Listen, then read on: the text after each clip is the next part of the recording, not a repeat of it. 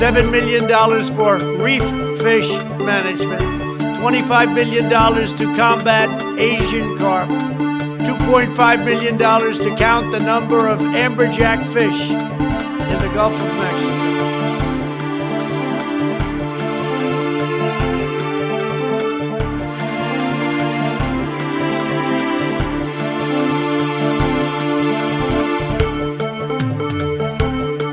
In case you don't know, and you haven't seen the latest polls, the American people hold the President of the United States in contempt.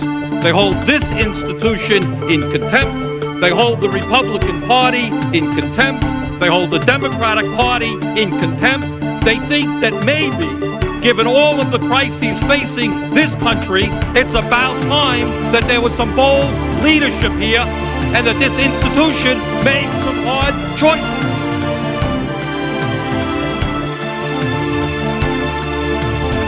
Who are you worried about? I'll tell you who I'm worried about. I'm worried about the fact that our workers are seeing a decline in their standard of living. They want to see our industry be rebuilt. That's what they want to see. No more B-2 bombers, no more Star Wars. Let's make the quality products we need. Let's invest in American industry. No, I won't yield.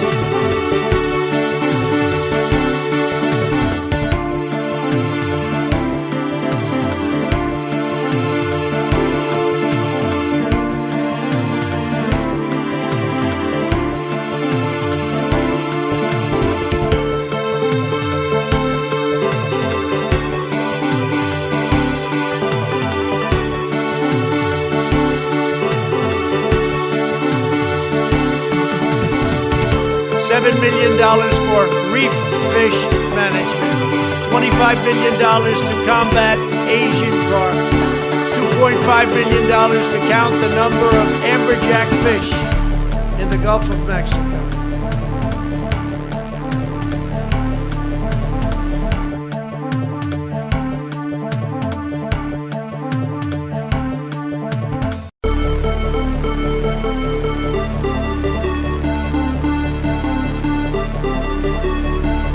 They had a very bad original concept. It was carried out poorly, and the cover-up was one of the worst in the history of cover-ups. Very simple. Bad deal, should have never been thought of. Somebody really messed up, and they had the worst cover-up ever. And where it should have stopped is at the deal standpoint, when they thought about it. Because whoever thought of that idea, I think, is in big trouble.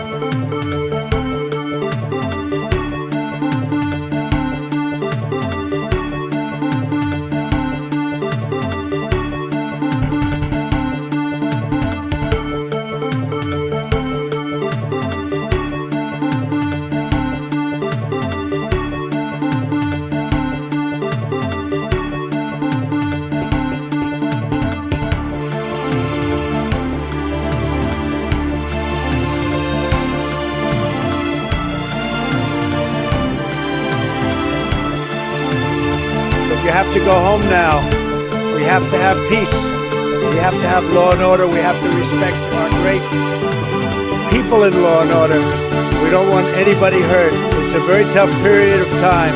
There's never been a time like this where such a thing happened.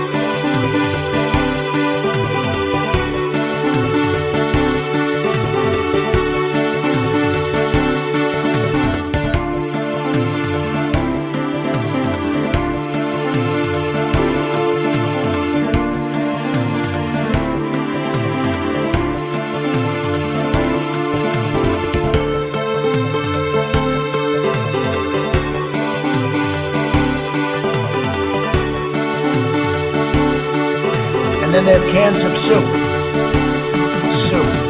And they throw the cans of soup. That's better than a brick because you can't throw a brick, it's too heavy.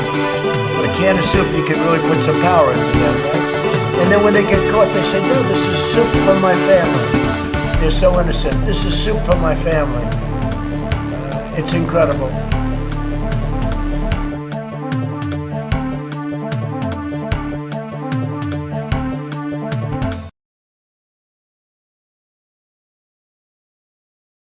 Hello, users, and welcome. I'm here. I'm alive.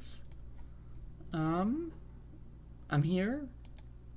And I'm alive. So, hello, y'all. Welcome to the program. I'm here today. And so we're going to do a show. I'm still drinking my coffee, so bear with me.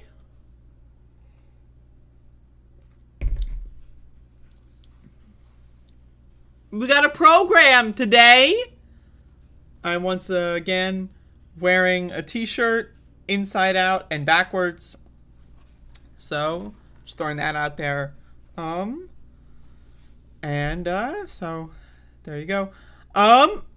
We got a show today that I was planning on doing this show. I was planning on it. That's the thing. Like, you know, you wake up and you're like, do I really want to do a show today? Well, yeah. So, we're doing a show, today. So, I don't even know, like, I don't even know where to start. What do I fucking, what is it, what do I even do here? What is, like...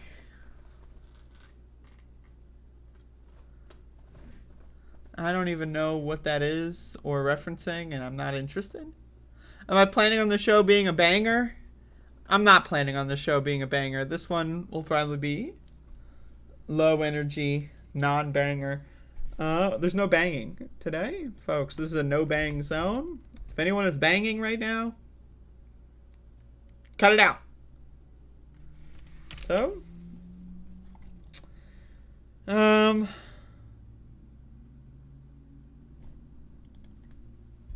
drink some goddamn water.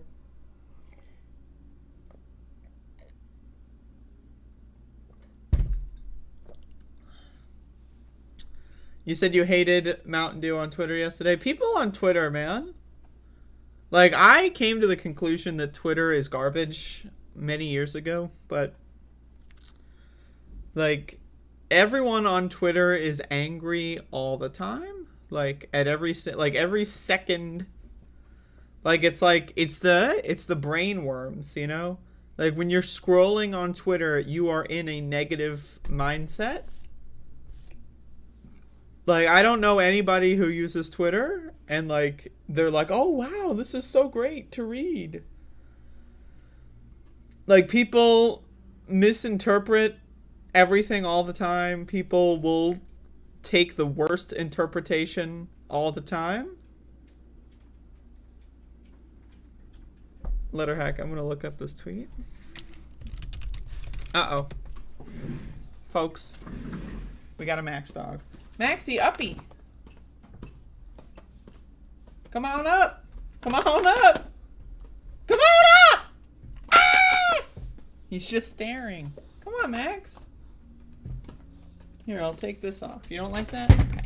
Come on up. Come on. Come on. Come on. It's Max the dog. This is the Max the dog show, everybody. Hi. Oh. It's the Max the dog show. Oh, now he's licking my foot. This is what they did to my boy. You see this shit? You see this shit? This is what they did to him? Max, why did you let them do that? Why did you let them do that?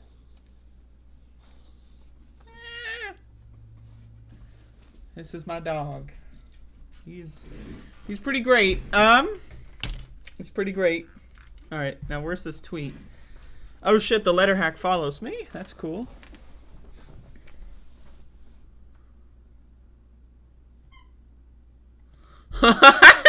Okay. All right. The letter hack, 9:32 a.m. Mountain Dew is basically poison. Here, let's put this on the screen. Now, I just want to say, for the record, as a Mountain Dew fan, yeah, I mean, that's true. That's, of course, correct. Letterhack says, I used to drink it a long time ago until someone, my wife, told me it was scary what they put in it. Example, battery acid has a pH of 1.1. 12-ounce dew has a pH of 3.3. That's super acidic. So they use a BPA lining to keep cans from eroding. They can cause hormone disruptions. Oh! Oh! What about like the fucking... like at Taco Bell when you're getting the Baja Blast out of the fucking syrup machine? Does that count?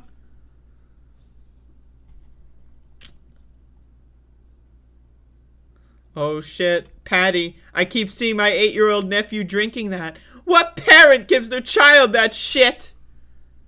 The answer? My mother. And do you drink alcohol? Oh no! I drink a few Miller High Life beers a month. If that, these days. But there's no comparison, and I'm not shaming anyone. Mountain Dew is bad. Now, I love whataboutism, right? But it's like, the thing is, like, whataboutism is a useful tool, but a lot of people, like, that's their only tool, right? Like, when I bring up that, like, you know, meat is bad for the environment, they'll say, but do you have a cell phone? It's like, that's not, like, you don't need meat to live. You also don't need a cell phone to live. But also, in the modern society that we live in, one is easier to quit than the other, right? So, what's your fave pop? I cut it all out years ago. Used to be a Canada Dry ginger ale. Now I drink Spindrift lemon lime sparkling water. This motherfucker. Oh.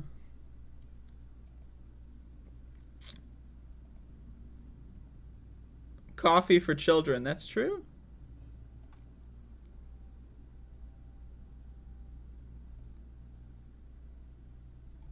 Yeah. Anyway, so there you go, Letterhack. You got featured.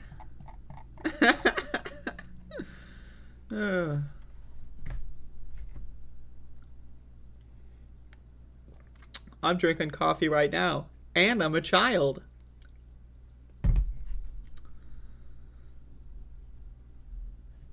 But yeah, I mean, my opinion is that, like, getting offended if someone calls, like, your favorite snack or something poison, like, it's just ridiculous. It's like as if like drinking Mountain Dew is like a part of this person's identity, right? Like eating meat is a part of their identity, right? Like eating Kit Kat bars is like a crucial, like, it's not something they do every once in a while, you know, just to get away from it all. But like, it's a, like, this is like, I wake up, it's 6:13 a.m. I go to my refrigerator and grab a Mountain Dew. Like, you know, it's like part of their daily ritual. Like, it's ingrained into them, like discussing their religion or something. Like,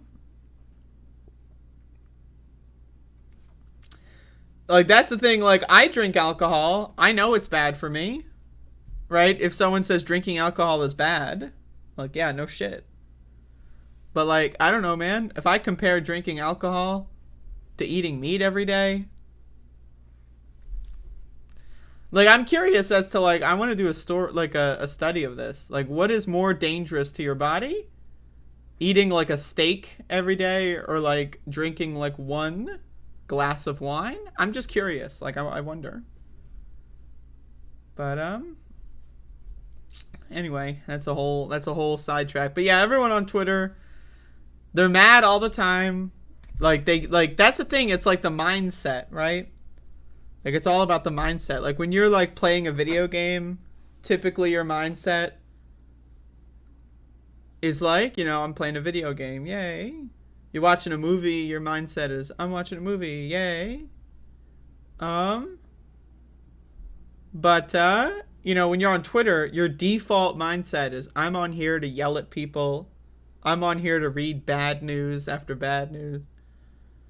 Humanist R's reaction to your drinking ambition was pretty funny. He was shocked. Was he? I wasn't really looking at his face for most of it, because that's awkward. I hate doing that. I hate, like, hi. Like, that's weird. You know, I just like, I'm looking over here. I'm like, oh, look, it's a nice wall today.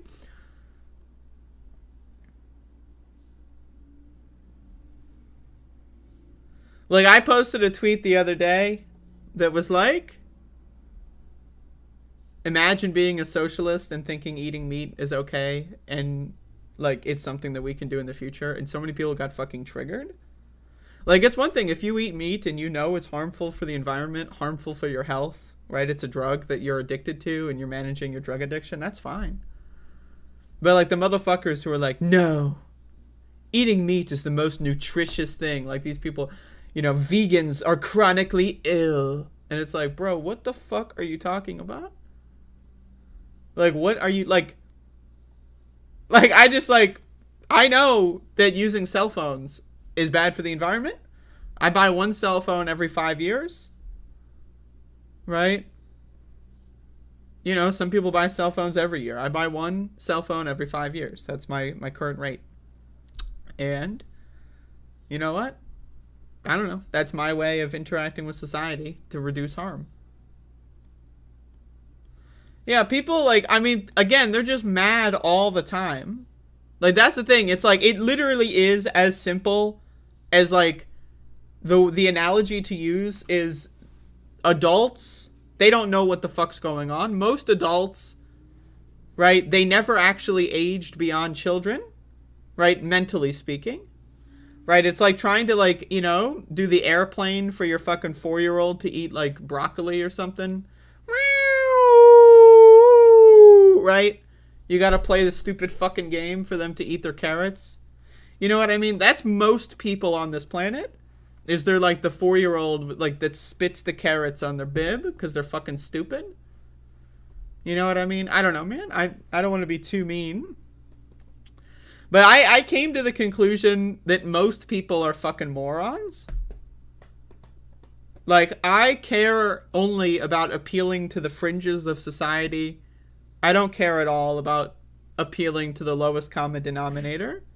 The only people I want around me are people that, like, they don't have to agree with me on everything, right? But, like, that are just, like, a mature human being, right? Like, that you can accept disagreement. You can enjoy, you know, fun debate on things that matter, right? Like, we're not talking about, like, oh, should transgender people be allowed to breathe? Like, you know, we can debate, like, what the best diet guidelines would be. We can debate, like, you know, how unhealthy social media addiction really is or whatever. Like, I'm down to debate actual things that are debatable, you know, like, but I was having some baby carrots yesterday. I was really high yesterday, and I was eating a baby carrot and watching Westworld. I'll talk more about Westworld later. But I was chewing on the baby carrot like it was gum, like it was all like I forgot how to swallow. And so I had this baby carrot, the chewed up baby carrot in my mouth for like 10 minutes while I was high on drugs. And it was a pretty interesting experience. But anyway, we got a show going on today. I mean, thank you, Letterhack, for that 20-minute filibuster. Thank you. So I've only got like a couple things lined up, right? So now we got that 20-minute filibuster, so that when I start the show, right, like, we can talk about markets. We can talk about markets. I have money in some psychedelic companies that are going up recently. Like over the last month, you know, there's the stock market crash earlier this year. Well, things are going back up in some industries, so making some money.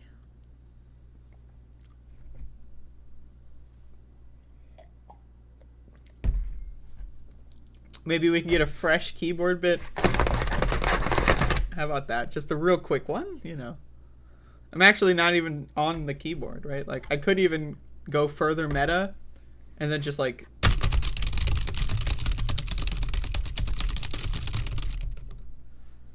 So, there you go. Anyway. Let's do a show, shall we? I only got a couple things I want to talk about today. Just take it easy. Got some movie reviews going on later. It's gonna chill. The raging elephant tweet. I did see something.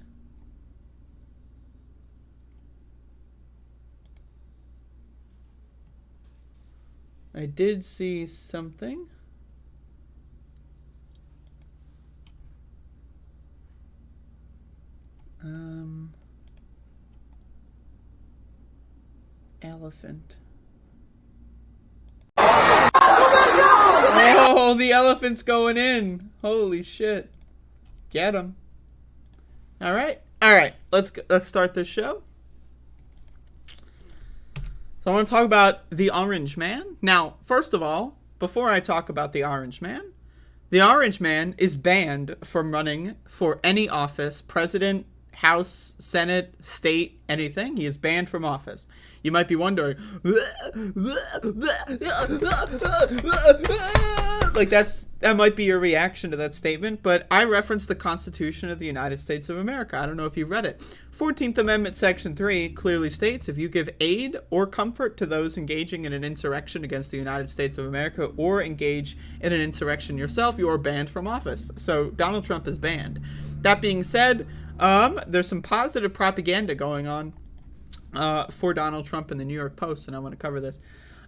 Trump easily defeats DeSantis for 24 nod and flash straw poll of young conservatives. Now, a straw poll is one of those things that basically means nothing, right? Like, so, take that with a grain of salt. But people are putting this, like, there's a propaganda war going on right now. Donald Trump is going to plan on announcing his candidacy for 2024, even though he is banned, right? He is banned from office, but he's going to LARP and pretend like he's able to run, and Democrats are probably just going to let him do that, even though 14th Amendment, Section 3. But there's this big propaganda war between DeSantis and Donald Trump. You got Elon Musk going like, Donald Trump needs to go away. DeSantis, woo! You got like fucking Joe Rogan going like, yeah, Ron DeSantis will make a great president. Right? Dumb motherfuckers. We got some stupid ass bitches, right? So Ron DeSantis is basically Trump without the baggage. So that's basically that's the, like, in reality, right? What they would do politically probably nearly identical. It's just that Ron DeSantis did not lead an insurrection against the United States. Now, again, he definitely has given aid and comfort to those that engaged in an insurrection. But that's like a harder thing to debate than Donald Trump, who's verifiably banned from running for office. So, there you go. Young conservatives overwhelmingly chose former President Donald Trump over Florida Gov, Ron DeSantis, in a straw poll at a summit in the Sunshine State. So, a straw poll at a summit that only rich people are going to attend. So, factor that in. Like rich kids,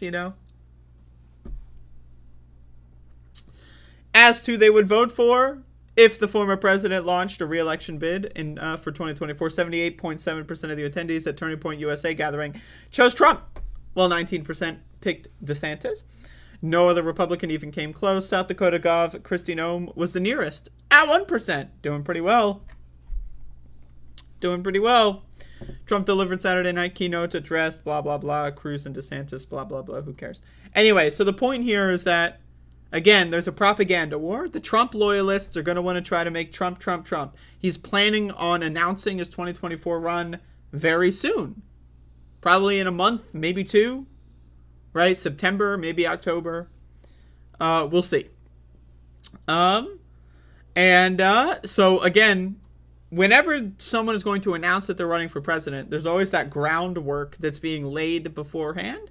And the biggest opposition, it's not Larry Hogan. Larry Hogan's going nowhere, right? That's not happening, right? It's not going to be Liz Cheney. Oh, Liz Cheney's going to lose in 2022 and then run for president. That's not going to happen, okay?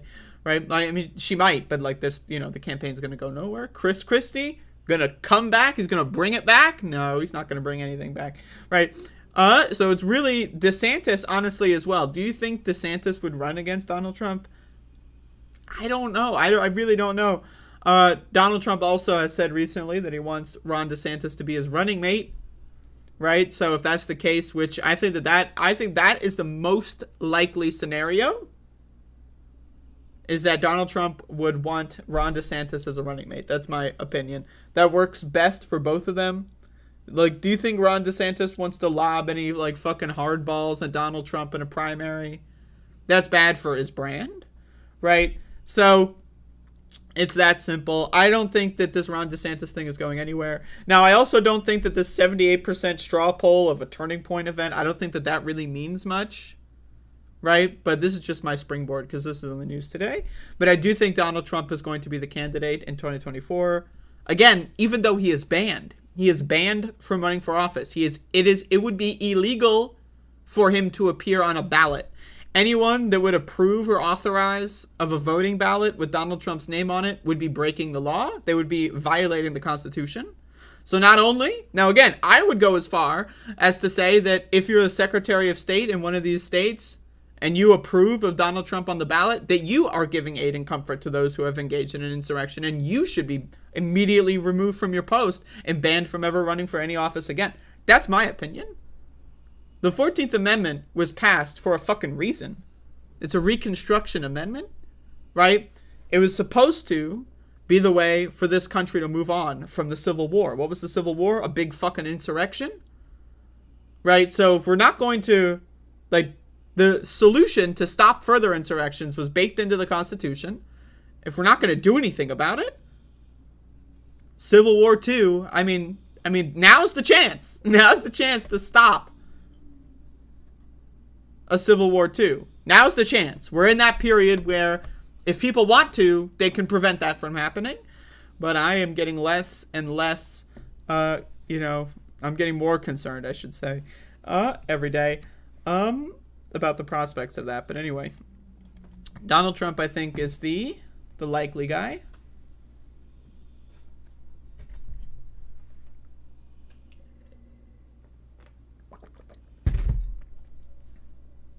To be clear, Donald Trump lost the 2020 election. Joe Biden won.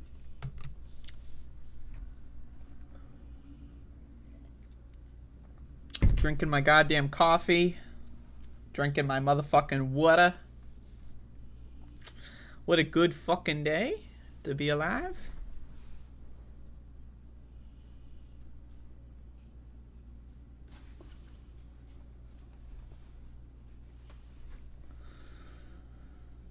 Oh, how am I doing? Oh, I'm doing.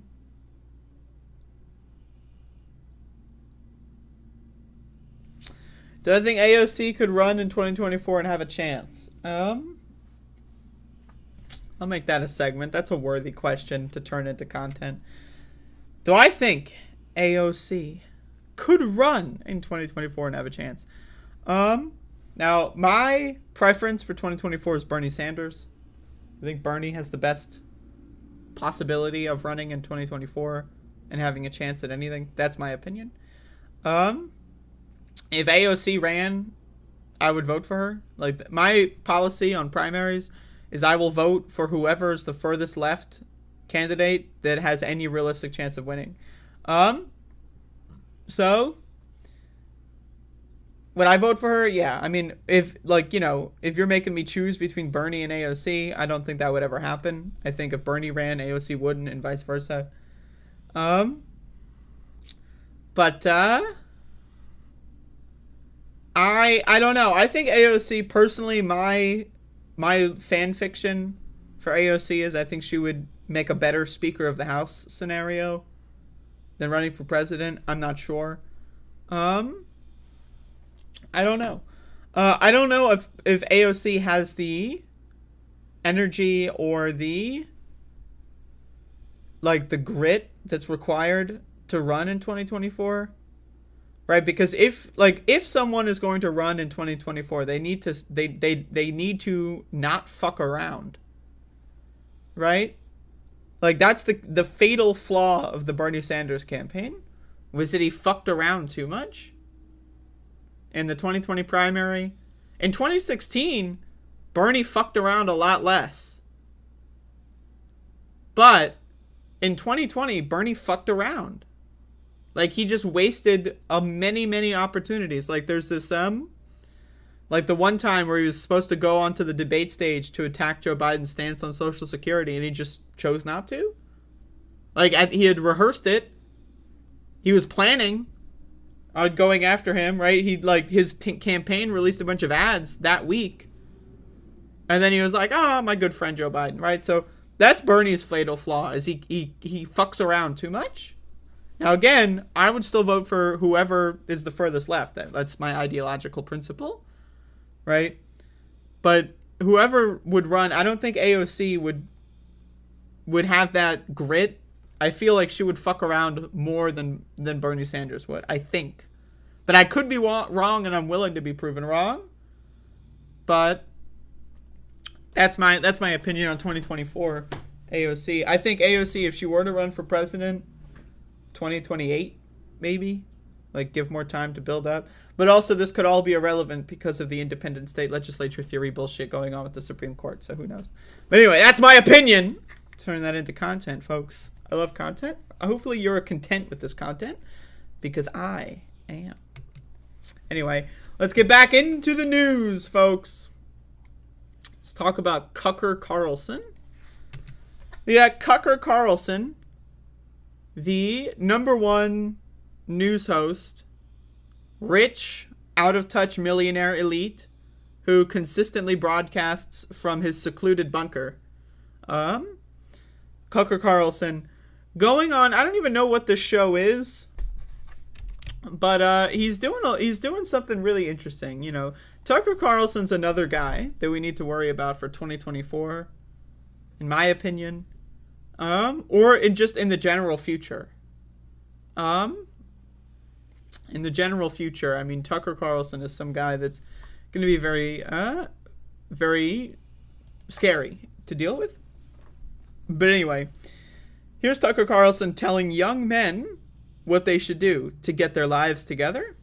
Let's watch. Advice to young people, particularly young men, is just dive face first into it. Like, drop out of college. College is ridiculous unless you're moving towards some very specialized degree that you can only get in college if you want to be a veterinarian or a physicist or something. But if you're in humanities, I gotta say, like, Tucker Carlson's haircut reminds me of that episode of Leave It to Beaver. Does anyone remember the episode of Leave It to Beaver where the beaver gets the haircut and then goes to school and everyone makes fun of him? Like, what was it? Like, his grandma cuts his hair and then he goes to school looking like a fucking idiot. Does anyone remember that? Does anyone even know what Leave It to Beaver is? Anyway, that's what Tucker Carlson is giving me the vibes on.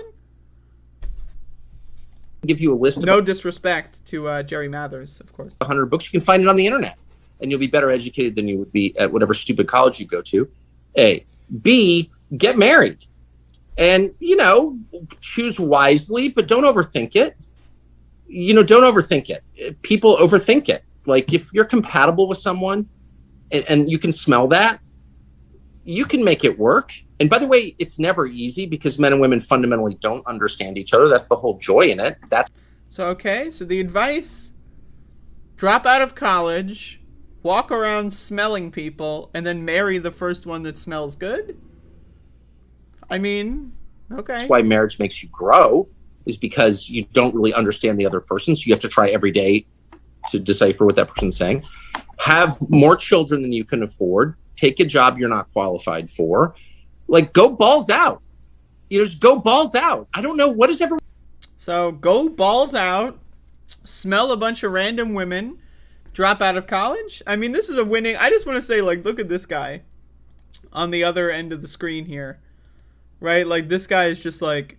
He's, like, perfecting his own, like, Tucker Carlson stare, right? Like, just, like, there is nothing going on in this person's brain. This is an empty vessel right here. But anyway, I saw this clip this morning. I thought it was hilarious, right?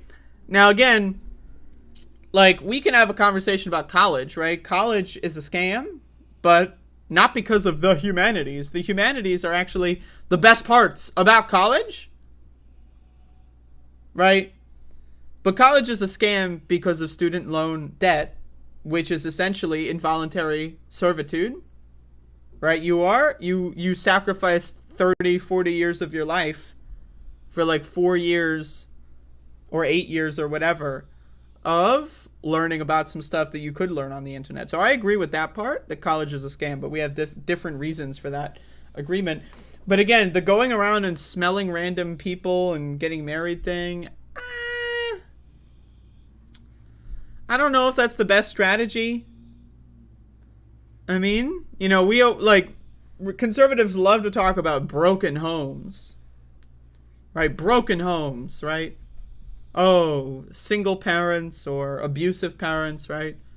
You know, the fastest way to get into a broken home is by marrying the first woman that smells good. That is the fastest way to enter a broken home. So, I'm just saying, this shit's a little ridiculous. But, you know, I just like this guy. I really don't know why people like him. I really don't. Every time I make a video about Tucker Carlson, I'll get some like stupid shithead in my comment section that's like, Tucker Carlson speaking for the people. Like, I don't know, man. Millionaire that hasn't left his house in God knows how long, right? Has a secret bunker in like the most secluded part of the country, right?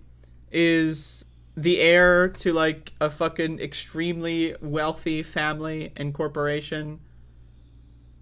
You know, I don't know, man. Like, if people are listening to this guy, that's a problem.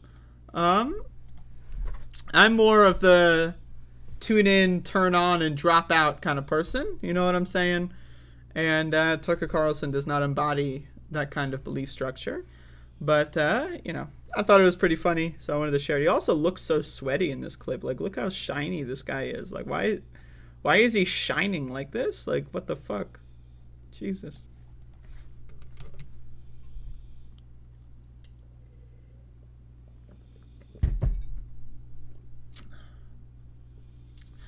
Got some crazy stuff.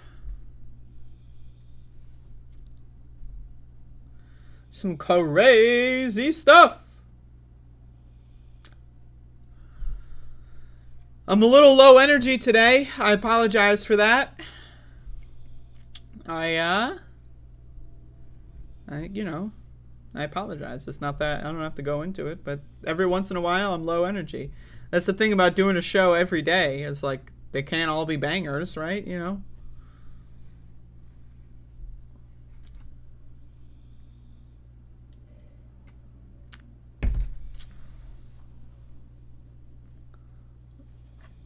Tyler is glitching, malfunctioning right now in the chat room.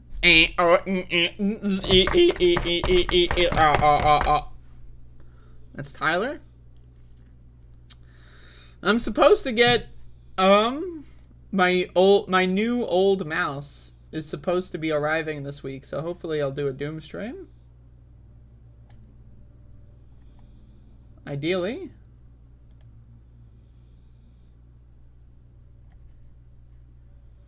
So we'll see. But I'm continuing to hope and pray. I don't want to relitigate the mouse story though, but here's a story.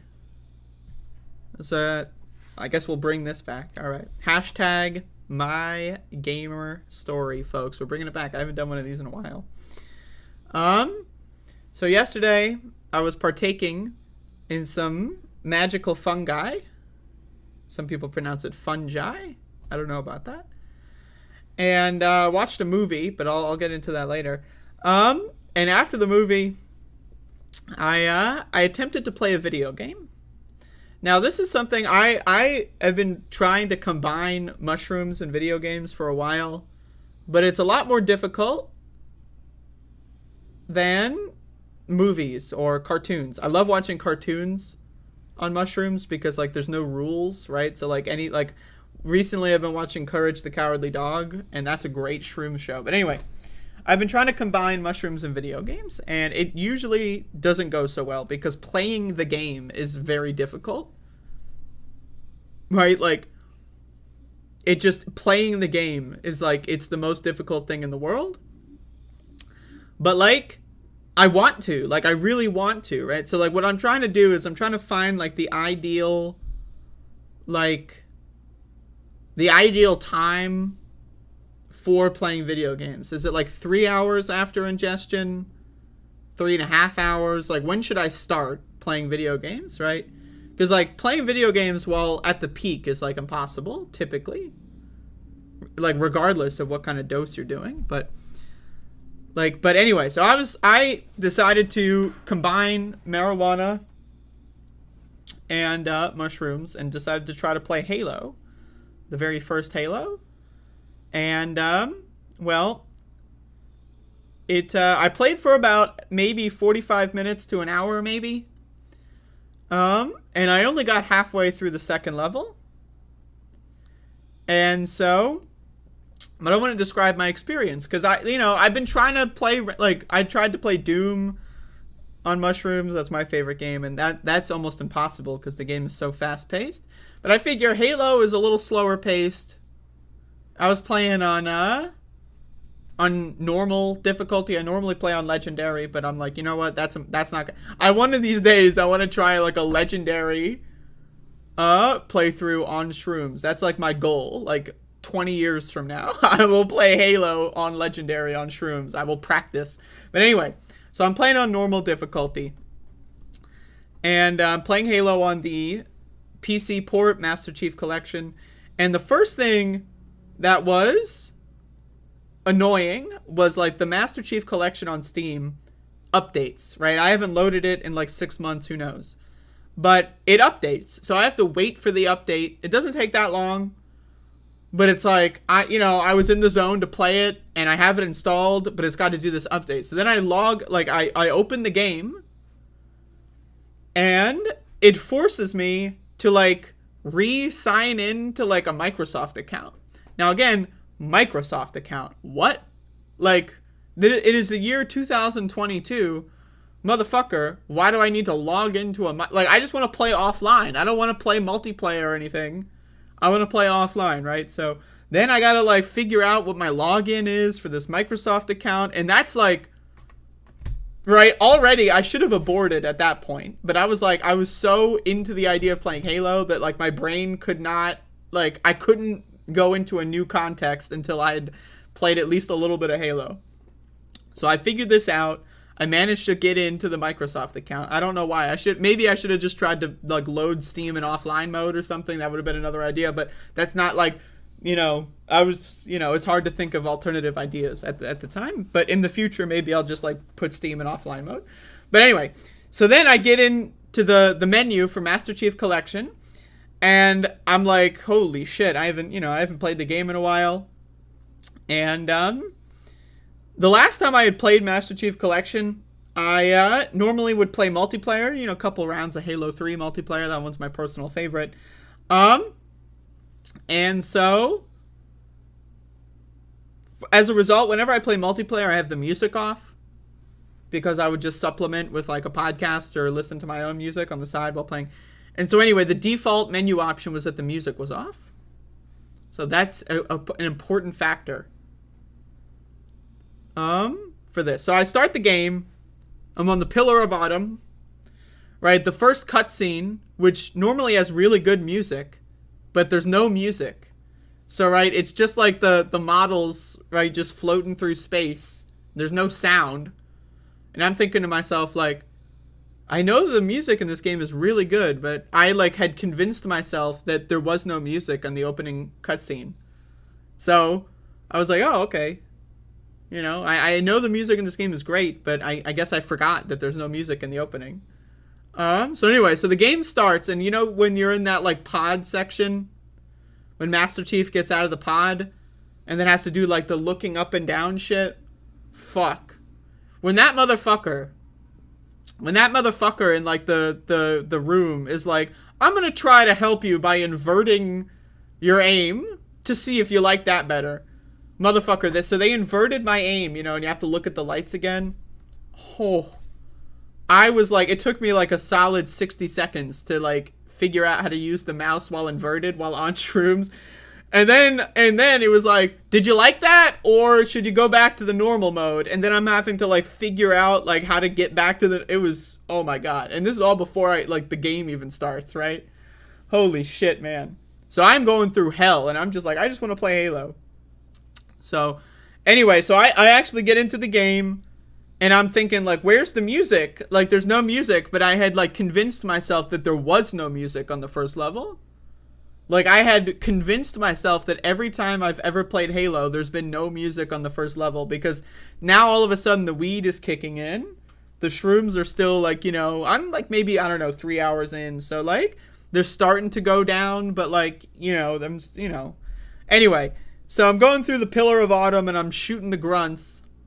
And then, you know, I'm playing on Master Chief Collection, so then these, like, weird challenges start popping up on screen. And I'm like, I'm getting distracted. Like, I don't want these, I don't care about the challenges. It's ruining my experience. Next time I try this, I'm going to play it with offline mode. That's what I've decided. But anyway, so then all these challenges are popping on, like headshots and, you know, melee kills. And I'm like, I don't want these challenges. They're ruining my vibe. I don't care about the challenges. I'm going to get sucked into the challenges. Ugh. But anyway, then I was having fun. You know, like the part, like after Captain Keyes gives you the pistol and then you actually start killing guys, right? Like that's the part where I was starting to have fun. You know, then the challenges started popping up, but like I was still like having a lot of fun. And then you get into like the tunnels, right, where the lights are off. I love the light in Halo 1. I wish that Halo 2 and 3 had more like flashlight sequences. I love I love Doom 3. I love flashlight sequences. Anyway, so I'm in that section, and I'm having a lot of fun. I'm just wishing that there was music. You know, because I know the music in the game is good, and I wish that they just put it on the first level. Little did I know the music was off in the menu. Anyway, so eventually I beat the first level. It took me like probably 20-25 minutes, you know. I know you can beat the level in like 5 minutes, right? So it's not that long. But like I don't maybe 10, I don't know. But anyway, so it took me a long time. And then I get to the actual Halo level, the second level. And this is where I get lost in the Warthog section, and then eventually I quit. But like one of my favorite parts of the first Halo is that level, the second level, when you land on the ring and you're just kind of like walking around this alien world, right? And and I turned the music on because I remembered, right, like there should be music here.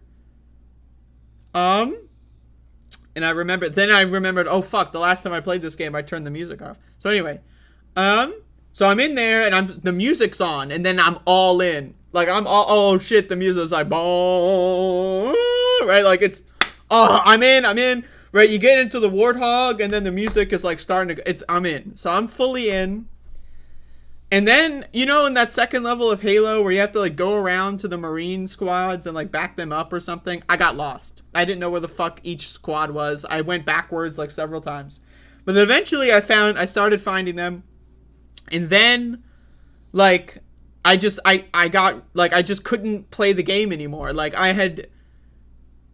I just couldn't, like the Warthog, you know how the Warthog works in Halo 1? Like, holy fucking shit. I just couldn't figure, right? So it was causing me to go a little crazy, and then I kept dying, and then I realized, like, I just can't play the game right now, and I quit. But I played for about, maybe around 45 minutes to an hour total, including, like, setting up the game to function. And I'm trying to figure out, like, how to play video games on Shroom, because all of it, I know it's going to be a good experience in theory, but like in practice it's just so hard to actually play the game. So I got to figure out like the perfect timing. But anyway, that's hashtag #MyGamerStory, folks, bringing that one back. Anyway, drinking some water. All right, let's talk about, now this one,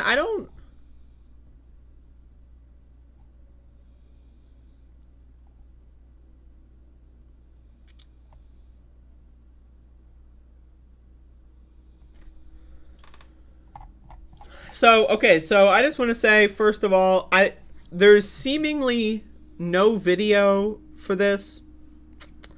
I would love to see a video for this, but I saw this. Someone sent this to me, I think yesterday. I don't know. You know, it's all about Dave Chappelle. A lot of people like this guy. I personally don't. But, I love this.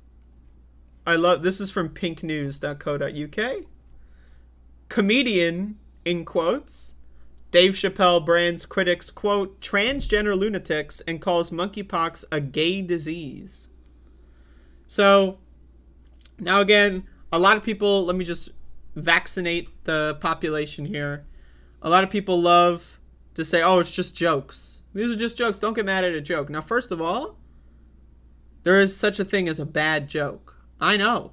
I've made a couple bad jokes. I'm aware what a bad joke is. To deny that jokes can be bad, I mean, if all jokes are good no matter what, then why are you triggered by my video, right? I'm a comedian. Are you mad by my jokes, bro?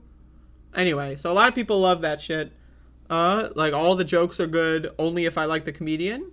But if the comedian's left wing, then all the jokes are bad, right? Like, these people are fucking stupid. So the second of all, there's people that are fans of Dave Chappelle, right? That, like, were fans of him before his recent, like, right-wing outrage tour. And, like, they love his older stuff. And they want to defend him because, like, it's, you know, watching his show when they were younger is part of their identity. I get it, bro. I understand. But, like, let's be honest. Sometimes people fall off, right? But then there's the other thing. Every time I make a Dave Chappelle video, Dave Chappelle is like, he is a right-wing icon. It is undeniable, right? If you make a video about Dave Chappelle and even mildly criticize him, you will have right-wingers that have, like, MAGA, Liberty, 1776 bullshit, like commenting on your videos. They will call you a tranny. They'll threaten to kill you, right? Right-wingers, whenever Dave Chappelle is in the news, right-wingers, like a magnet, right? They will, like a lightning rod, they will go to him and defend him at all costs, right? So you have to understand, if you want to say Dave Chappelle is just making some bad jokes, he's still a net positive. If that's your argument, I respect you. I just disagree. But anyway, so there is no video for this. I just want to say that. But let me read this article. Dave Chappelle branded his critics, quote, transgender lunatics after protesters forced his comedy show to be canceled and moved to a different venue. Ahead of the 48-year-old comedian's performance at First Avenue in Minneapolis on Wednesday, around 50 protesters showed up in support of trans rights, according to the Star Tribune. One protester told the outlet that joking about trans community when they have faced violence and anti-LGBTQ plus legislation only adds to anger. Now, again, you can joke about transgender people. No one is saying transgender people are like some protected class where you can't joke about them. I make trans jokes all the time. Now, the key difference is my jokes are funny, right? And they don't make trans people feel like they're evil or bad, right? Like, you know, you can make a funny trans joke without denying transgender people's humanity, right to exist, right? Without denying their gender identity. It's possible. I know it seems unlikely, but it is possible, right? To joke about a minority group without punching down and making them a bad guy. It is possible, okay? I do it all the time on my show. So, again, I just want to, you know, the idea, like, there's this thought virus out there that you can't joke about these people. Like, no one thinks that, no one says that, no one has ever said that. It's just that if your joke is, ha ha ha, tranny, but right? That's not a joke, right? That's just you being a fucking weirdo. Anyway. Although the protests were not explicitly cited as a reason, First Avenue then canceled the sold-out show and announced it would move to a nearby Varsity Theater, stating the venue must hold ourselves to the highest standards. So the venue themselves said, we don't really want this. It's too much? Right? According to a review of the show by Star Tribune, Chappelle mocked those protesting outside the venue after the show's cancellation, calling them, quote, transgender lunatics, and joking that they were probably hired by his wife. Now, again, the idea, right, that every protester is a transgender lunatic, it's just not true. I guarantee you, like, of that crowd, I'd say maybe 10% were trans, right? But, like, again, like, this idea, it's like, imagine if there's a comedian out there who makes a bunch of racist jokes, and then people protest their show, and then he says, oh, the blacks, they're so, like, Ugh, they're so uppity. Can you believe this? Like, people go like, yo, this guy's a little fucking crazy. And then, like, then you look at the crowd of protesters, and it's like 70%, 80% white people. And then the guy's like, oh, the blacks. Why are there so... You know, like, that's the thing here. But, like, when it comes to trans people, most people don't value transgender people. They don't view them as human. And so they don't view bigotry against them as real. Right? So, again, that's the problem here. Is that, one, the jokes aren't funny. Two, right, like, it's just offensive and bigotry. Like, saying, haha, you're trans is not a joke. That's... Right? Like, that's something like a 6-year-old would say to, like, bully someone that has, like, a weird-looking tooth or something, right? Like, ah! Right? Like, it's not that smart. He added in his routine that I can see a transgender hit squad coming from a mile away. Now, again, like, this idea that, like, trans people are violent, like, it's fake. It's made up. It's not real. Right? The gig's cancellation came as 128 people signed a petition to First Avenue asking for the venue not to platform Dave Chappelle. Oh, 128 people. I could get 128 people to sign a petition. That's nothing. That's nothing. So anyway, Star Tribune's reviewer, Neil Justin, added that early in the set, Dave Chappelle seemed sympathetic to protesters. Quote, but after a few glasses of booze and a foggy geezer beer, he admitted that the cancellation had been devastating and hoped the club would be more courageous in the future. The reviewer claimed Chappelle also found the time to try out new material and play off the punchy crowd. He chided a woman in the front row for wearing a mask, called monkeypox a gay disease, and accused The Price of Right of being racist. So again, now he's doing the anti-mask thing. Like, again, the guy's a right-winger through and through. He is a right-winger, right? Who's like a truth-teller left-winger is going to say anyone wearing a mask is bad? Like, what if this person has, like, the flu or COVID or some other disease and they don't want anyone else to get it, so they're wearing a mask to protect other people and then they get bullied? I don't know, man. But then the more offensive thing is calling monkeypox a gay disease. It's a conspiracy theory. It's not real. Gay people are not the only people that can get monkeypox. Like, monkeypox is not a sexually transmitted disease.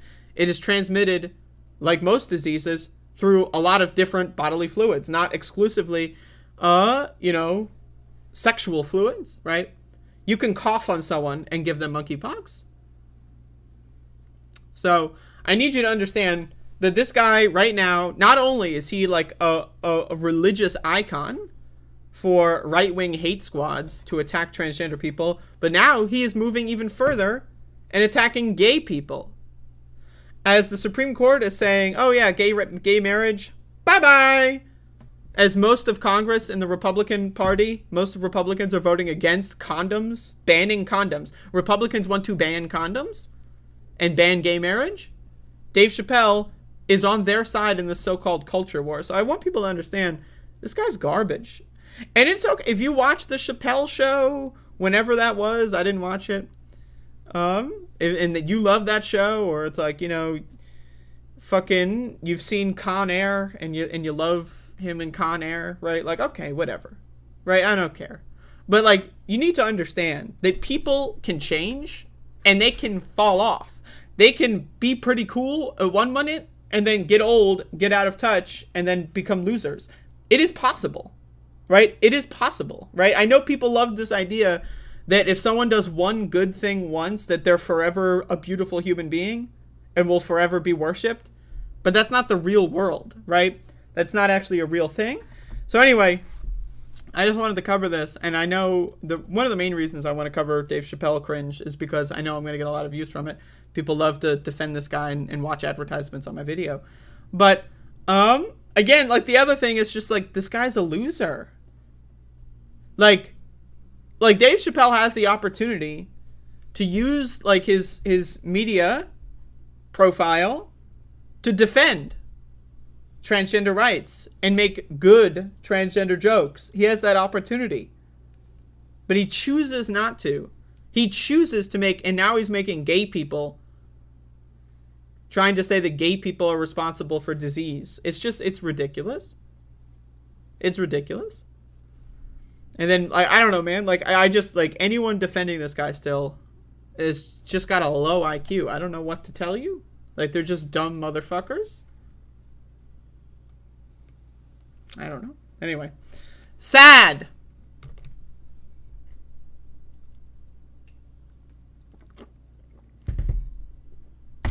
Alright, y'all. We're gonna get into the movies and television portion of the program. I saw Noam Chomsky's, like, Russell Brand appearance.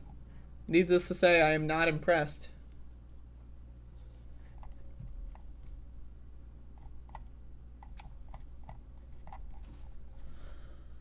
Not impressed.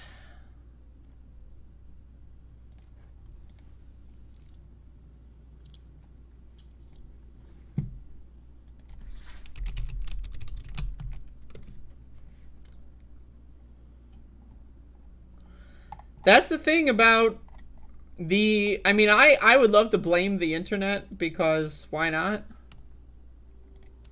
But the internet really can, like... If people don't have good media literacy, they can just fall down a rabbit hole and then they're gone. Like, then it's over. But I don't really know much about Russell Brand, to be honest with you, so...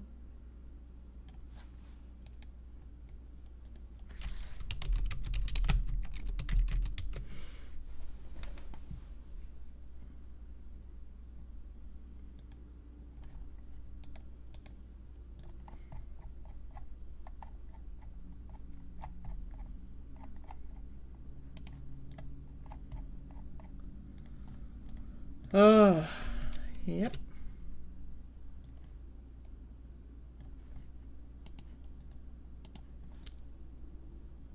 Goddamn movies and television portion of the program. Got a lot to say. Everyone hyped for Better Call Saul today? Or should I say Breaking Bad? Because that's essentially what we're going to be watching today.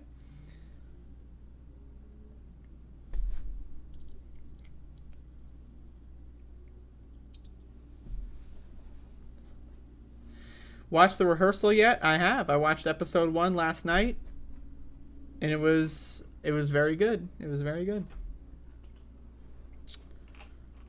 The motherfucker, like, I can't with that shit. Like, lying about a master's degree. Who cares? Like, I mean, what a stupid fucking... One, what a stupid thing to lie about. And two, imagine being so scared to tell people about a master's degree. Like, I mean, but that was really good. Anyway, let's get into movie time. So, you know, I like watching movies while on drugs. That's my thing. So, I like watching hard-to-watch movies, and I like watching hard-to-watch movies while on drugs. So, I watched The Babadook. This is the second time I've seen this film. But I watched this on mushrooms. And, well, first of all, I just want to say this was very hard to watch. Very, very difficult to watch. There were many times where I was like... Now, the movie itself, it's a great movie. The scares in this movie are really good. But the thing that I was getting stuck on was... So, the Babadook, right? It's a single mother of a child who... is, you know, a little freaky, right? Like, he doesn't get along with others. And so, like, the first half of the movie is, like, about the kid being a little crazy. And the second half of the movie is about the mother being crazy. Now, I just want to say, my interpretation of this film is that the Babadook does not exist. That this is not a supernatural film. That it's just a movie about a single mother going crazy and abusing their kid. And so, as somebody that was raised by a single mother that was pretty abusive and crazy, watching this movie while on shrooms was very difficult for me because, like, the way that they have that toxic relationship was really well done. Where it's like, especially the scene where it's like, she's like threatening to kill the kid 1 minute and then like gets the kid ice cream the next minute. Man, that shit happened to me, right? Like, so it was really hard to watch. So anyway, so the mother like goes crazy. Essentially, she doesn't sleep for weeks. That's a core plot line, is that she's not getting enough sleep. And she's like haunted by the storybook that she read about the Babadook. And of course, as soon as she reads it, it's like a cognito hazard. Then the Babadook starts to appear. We all know that when you have sleep deprivation, you can start hallucinating things, right? So there's many scenes in this film where, she's trying to sleep and she gets woken up by the kid. And so she starts to resent the kid, right? And then like she's awake for such a long period of time that like, she starts to hallucinate. And so my theory on this movie is that there is no Babadook. It is not a supernatural horror film. The Babadook is just a metaphor for her unraveling mentally. And so, of course, the worst scene in this movie is when she fucking strangles and kills the doggy. I lost it. I mean, I'm not gonna lie. I was like, right, I lost it. But anyway, I mean, this movie is great. I just want to say, as far as a horror movie is concerned, it's great. This is a great movie. Like, this is, I don't know, like, if I were to construct, like, a top horror movie of all time kind of list, Babadook is on that list. This is a great fucking movie. Now, again, I've seen this movie before. I watched it around the time it came out. But this is a movie that really benefits from a second watch. My interpretation is that there is no Babadook. And if that's the interpretation and you look for all the giveaways of that, like seeing the Babadook at the police station, right? Like, there's no reason for the Babadook to be at the police station. She's just sleep deprived and hallucinating, right? Like, again, like this car crash scene where she crashes the car with the kid in it and the kid's like, oh, the Babadook made you do it, right?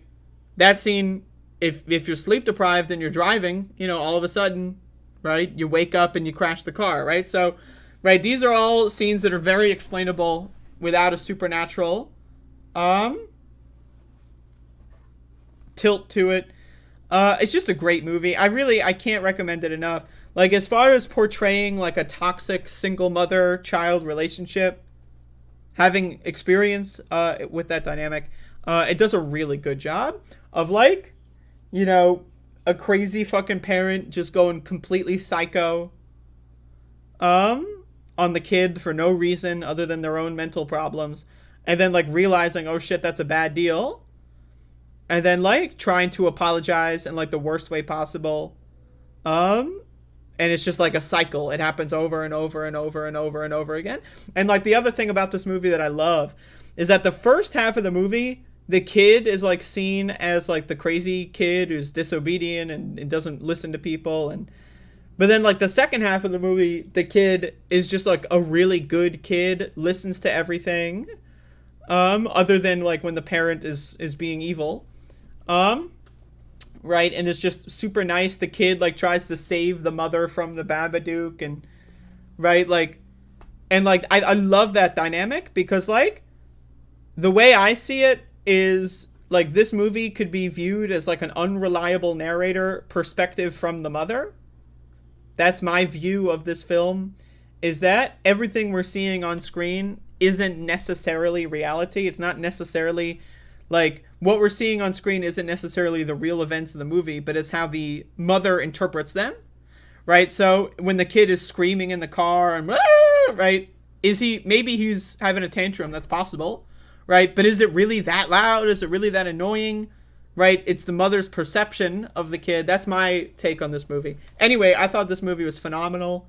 Again, I've seen it 2 times now. But it was difficult to watch. I had to pause the movie a couple times just to get my bearings straight.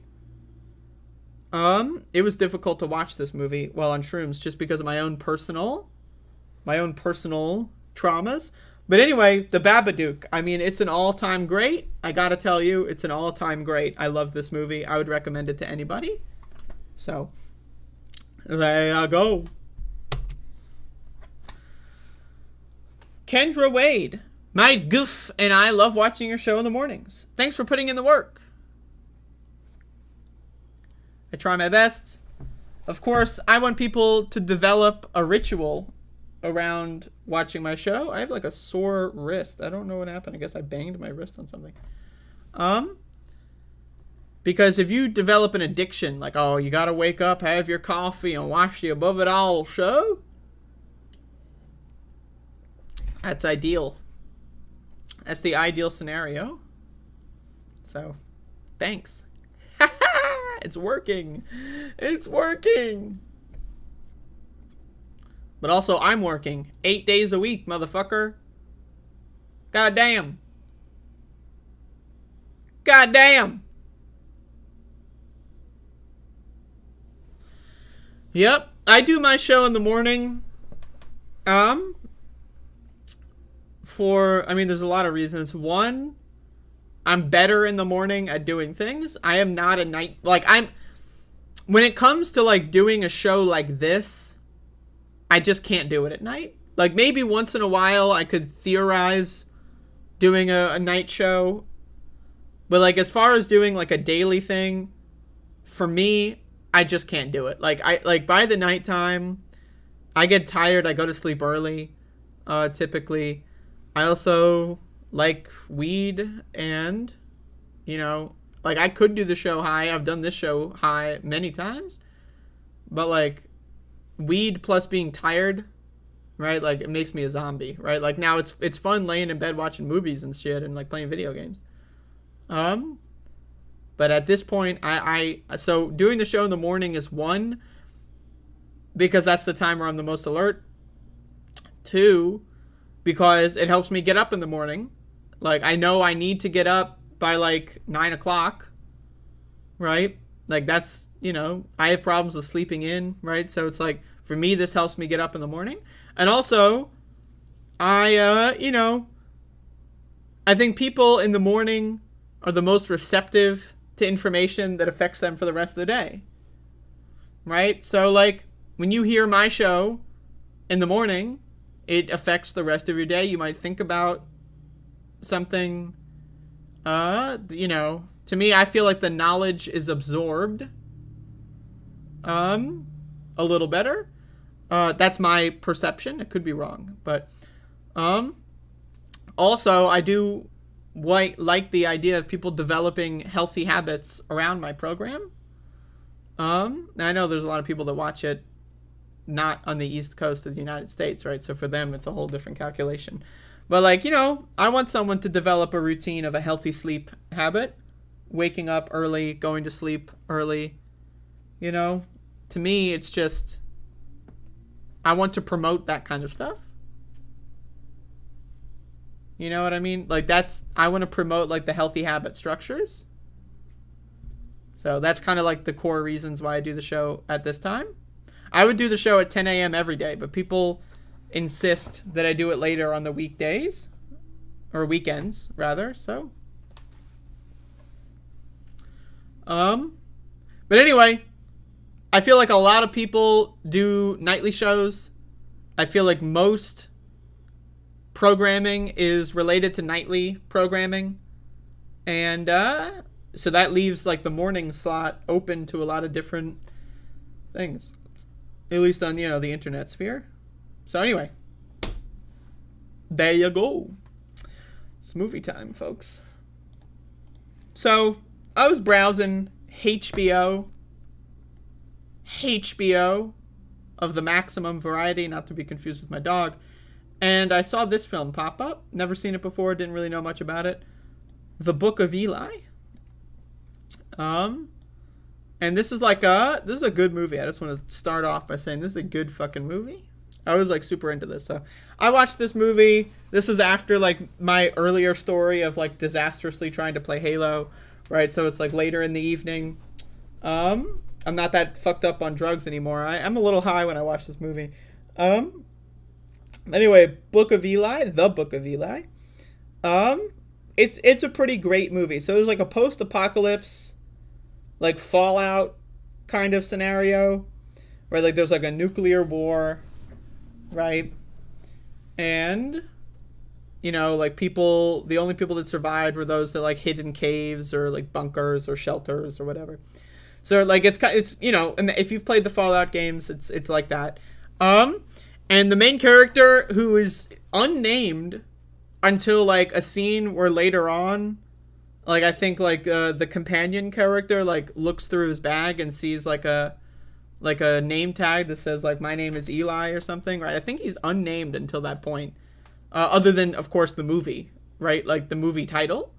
But I like that. So anyway, he is on a quest to travel out west. He has with him a Bible, the last Bible on Earth.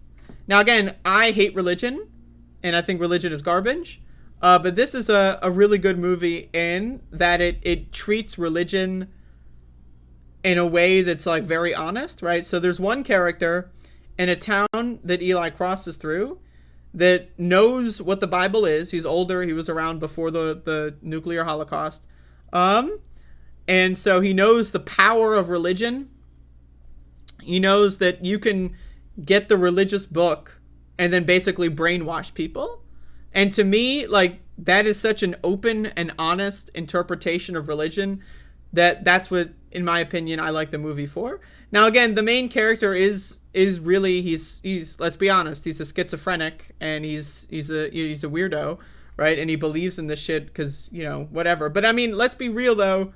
If you are living in a nuclear holocaust world, I can't really blame you for being a religious person or having schizophrenia. I mean, let's be real. I'm just being honest. Like, you know, like at that point in time, you know, I'm not gonna make fun of you too much. But anyway, so eventually, my favorite scenes in this movie are when he meets the cannibal couple, the old ladies, or the old people, the old lady and the old man, who are cannibals, and they have the shakes. And then, like, there's, like, that big gunfight in the house. It's just great. I loved it. So anyway, like, the twist at the end of the movie, which if you haven't seen this film, I would recommend you don't listen for the next couple of minutes. But the twist of this movie is that the guy who really wants the Bible takes it by force from Eli. But the Bible has, like, a key lock, so he can't open it immediately. He needs to bring it back to his town and hire someone to break the lock. And then it turns out that the Bible is written in Braille. It's a Braille Bible, and that Eli was blind the whole time. Now, again, he's not, like, fully blind. He's, like, partially blind. At the end of the movie, you can see his eyes are kind of fucked up. He kind of looks like my dog's eyes. You know, he's got, like, heavy degradation, very cloudy eyes. So he's not, you know, he's not permanently and fully blinded, but he's mostly blind. And so the end of the movie is he travels out west and finds people that, you know, are collecting books and getting a printing press to, like, continue to print books. And he recites the entire Bible by memory because he was spending the last 30 years reading it every day. And so I think, you know, again, I don't know what I was going to say, but, yeah, that just went away. I'm sorry. But anyway, I thought this movie was really good. Like, I love the scenes where he's, like, fighting the raiders. I love the bar scene where, like, he shoos a cat away, which, you know, he shouldn't have done that, let's be honest. But then, like, everyone just starts trying to fucking kill him, and he just fucking fights back and kills them all. It's just great. Like, I love the characters in this movie. Like, they're just all, like, really well developed for their particular stereotypes. It's a good movie. I liked it. I enjoyed it. And I would recommend this movie. And you know, it's a good movie. I don't know what else to say. I think I've pretty much done everything. But it's a good movie. I like it. Even though it's got religious tones, but I think it criticizes religion in a good way, and so therefore I endorse it. Book of Eli, folks. Check it out. There you go. It's time for the main attraction for today's program. Took my last sip of coffee.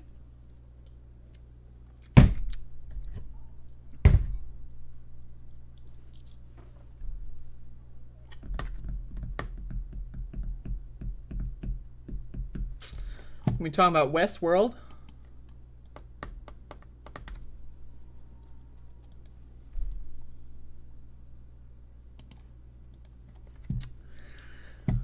So yesterday was season 4, episode 5 of Westworld. Here's a little image for y'all's eyeballs.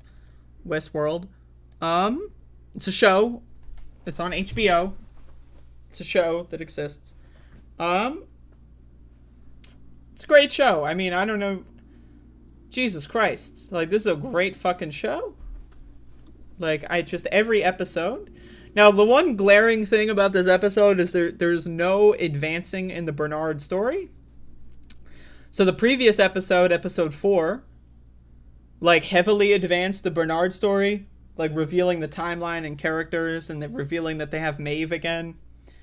And then, in this episode, they just skip over it, right? Like, we're gonna have to wait until goddamn next week before we get more Bernard and Maeve.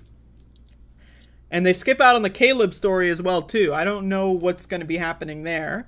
But this episode revolves mostly around the Dolores Halores version, the Dolores Rebirth version, and then we got Tedward who comes back. And Tedward basically tells the Rebirth Dolores that, you know, they're living in a fucking simulation world. And that she's like the writer of all the worlds, or of all the people in the world, right? So like the way that this story is unfolding in season 4 is it's like a reverse of season 1 and 2, where in season 1 and 2 the humans control everything that the hosts do, and in this world that Halores has created is where they use like parasites and sound waves to control what the humans do. So the hosts control the humans, and the hosts live in a world where the humans are the slaves, right? So I like it. I like how the script is flipped. But anyway, what's revealed in this episode that I love is that the Halores character is getting bored, right? So like there's a long extended scenes where she's like walking around and just like telling the humans to do random shit, right? And she's bored, right? Like one of the scenes is where she makes like the humans like construct a chair out of their bodies, right? So that she can sit on the chair of humans, right? Like she is a god in this world, and after 30 years she became bored. And then Ed Harris's character, the other part of this is it introduces the human outliers as opposed to the host outliers, right? There's always going to be outliers. And so Ed Harris gets like a cognito hazard virus, thought virus, from one of the humans, right? And like, so like they establish that like there's assassins that try out to kill all the outlier humans, but then they listen to something that the human says, and then that causes them to go crazy and kill themselves. So then Ed Harris, the host version of Ed Harris, gets that thought virus and is thinking about killing himself. So then he goes to talk about to another Ed Harris,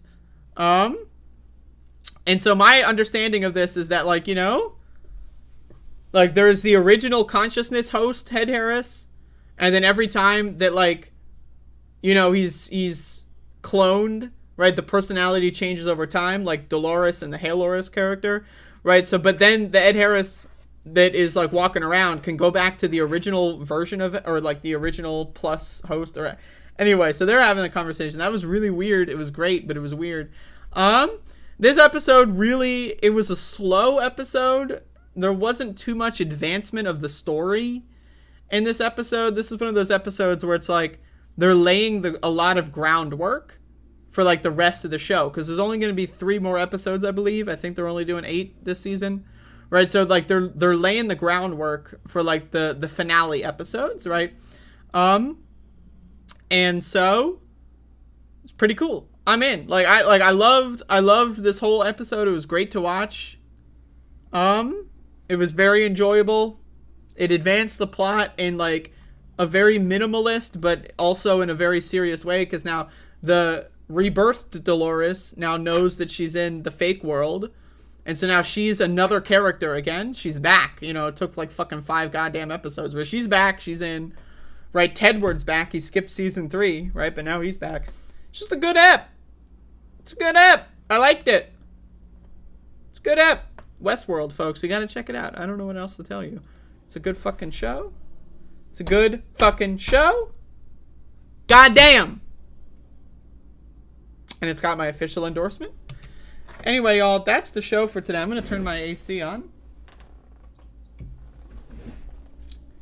that's the show for today. I hope you enjoyed watching. If you didn't, I would recommend immediately upon the conclusion of this program, I would recommend immediately fucking yourself. Because, like, Jesus Christ, how could you not enjoy this program? I gotta pee, so, like, no Q-cock, no, like, long-form exit. Thank you for watching. And I gotta pee, so that's it. Bye-bye.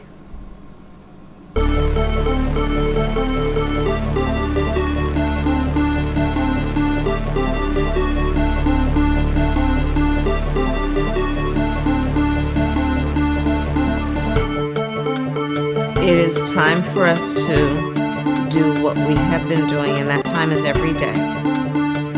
Every day it is time for us to agree.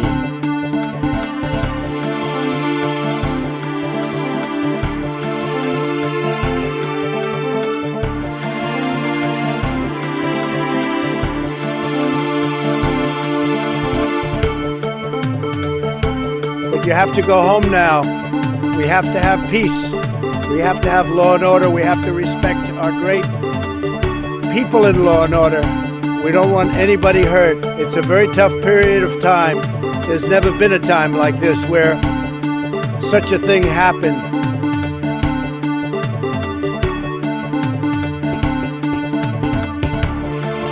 Here's the poll, Jack. You guys are all the same.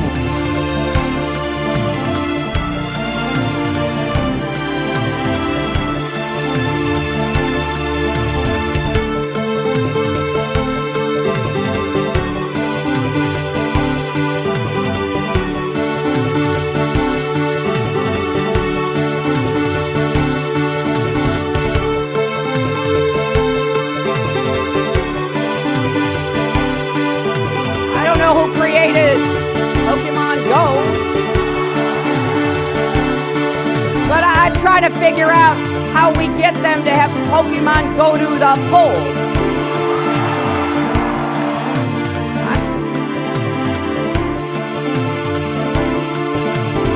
Watch Hillary examine the terrain.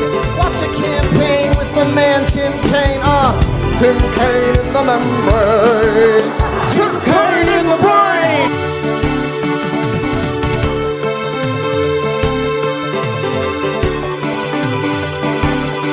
Why attack Sanders? Why? Oh, you're getting nervous, man. Calm down.